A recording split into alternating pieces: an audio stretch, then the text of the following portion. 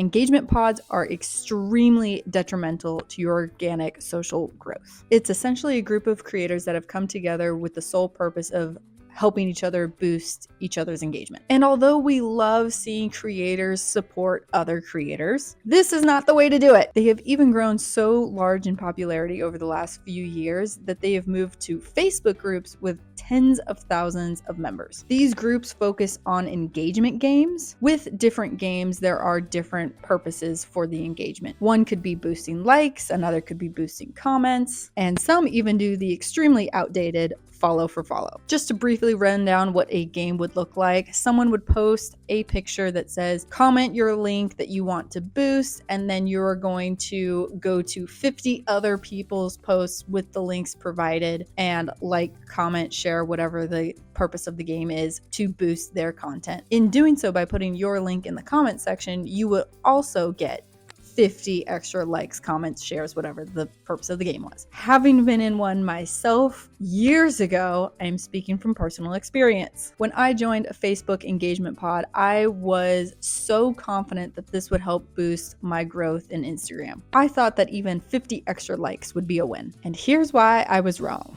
To play these games, you are giving a direct link to your post on Instagram. Having all of those people flood a direct link hurts your organic reach and engagement. Think about the way we consume content. The way we consume content is on the app, in our feed, on the explore page, whatever you have, but it is so unlikely for the majority of your traffic to be coming from a direct link. I found out that I ended up having to play 2 or 3 of these games to get back to the normal level of likes and comments I was getting before I had even entered the Facebook group. So having all of those engagement pod members like my post and weren't following me, they weren't my target audience for the content that I was putting out, and they didn't spend more than a split second to like or leave that super quick comment that had to fulfill the game requirements. This all read to the algorithm as fake, as it clearly was. Now, I completely understand the value of getting likes and comments from people who are not following you, considering now much of Instagram's traffic that I get on my posts aren't going to my followers in general. But getting engagement from a pod member is not the same as getting a non-follower who found it organically. The algorithm will always know when you are trying to cheat the system, and it will act accordingly to make sure that you are being penalized for what you are trying to do. So don't do it. I know the algorithm sucks, and you may be tempted to do this for the sake of getting those brand deals and showing them that you're capable of getting engagement, but you need to remember something. The algorithm affects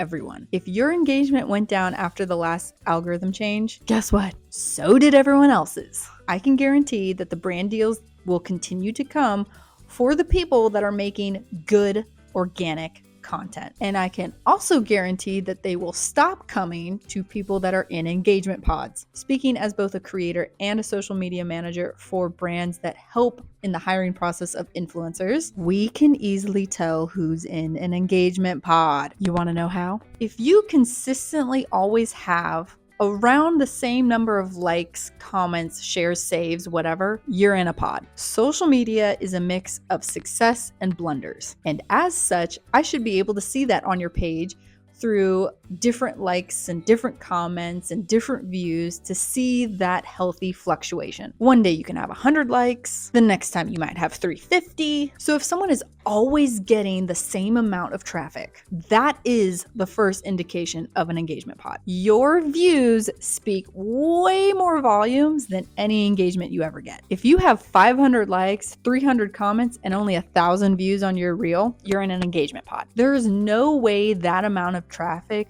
doesn't warrant more views. And percentage-wise, it is unrealistic for you to get that high of a percentage of your audience liking, commenting on your post. That's a 50% engagement rate. That is ridiculous. And when this is constantly happening, you've outed yourself. So remember, having fluctuations is normal and is actually an indication of a very healthy social media page. So take everything in stride. Be proud of what you put out onto your social media page, because ultimately you need this information to be able to tell what works and what doesn't. How will you be able to truly know what your audience does or does not want if you are fudging the numbers. It's social media fraud. So don't hide your like count. Don't remove posts that you think aren't performing well. Honestly, I can't tell you how many times I thought a post was going to tank, and then like 3 days later it went viral. Keep your posts live. And don't feel like you have to supplement your engagement with a pod. I promise you, your page will be better for it. And if you're in an engagement pod right now, you gotta knock it off. And it will take time for your page to heal from the change that you have made to it. It ended up taking my page about 3 months to get back on track after I was done with my engagement pod stint there. And your friendly neighborhood social media manager from your favorite brand, who's reviewing your page as we speak, will be way more likely to consider working with you if they see a healthy fluctuation and no signs of an engagement pod. Be sure to follow along for more influencer tips.